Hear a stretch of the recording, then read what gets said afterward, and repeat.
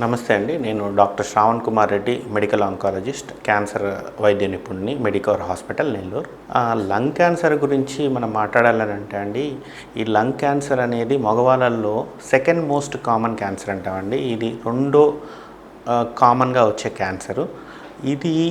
ఇవి కారణాలు ఏంటి అంటే మనకు తెలిసిందే. ఫస్ట్ ధూమపానం, స్మోకింగ్ ఇది రెండు రకాలుగా ఉంటుందండి. యాక్టివ్ స్మోకింగ్, ప్యాసివ్ స్మోకింగ్ అంటామండి. యాక్టివ్ స్మోకింగ్ అంటే ఎవరైతే సిగరెట్ తాగుతారో వాళ్ళకి హాని జరుగుతుందండి. ఈ ప్యాసివ్ స్మోకింగ్ ద్వారా పక్కన వాళ్ళు పొగ వదిలితే తీసుకున్న దానివల్ల వచ్చే ప్రాబ్లమ్ని ప్యాసివ్ స్మోకింగ్ అంటామండి. ఇది ఇంపార్టెంట్. నెక్స్ట్ మనకి ఎయిర్ పొల్యూషన్ అనేది బయట ఉండే వాతావరణంలో వచ్చే పొల్యూషన్ వల్ల మనకి చాలా ఉంటాయండి. ఈ ఆటోమొబైల్స్ నుంచి వచ్చే పొల్యూషన్ కావచ్చు, ఇండస్ట్రీస్లో వచ్చే పొల్యూషన్ కావచ్చు, ఇంకా మళ్ళీ ఇండస్ట్రీస్ పరంగా అంటే మనం థర్మల్ పవర్ ప్లాంట్స్ ఉంటాయి కదండి, వాటిల్లో నుంచి వచ్చే పొగ వల్ల కావచ్చు. ఇలా చాలా కారణాలు ఉంటాయండి.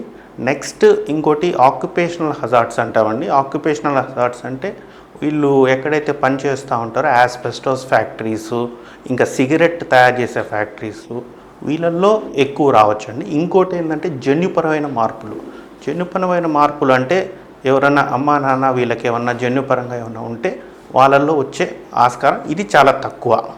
అది ఈ మెయిన్ కారణాలండి.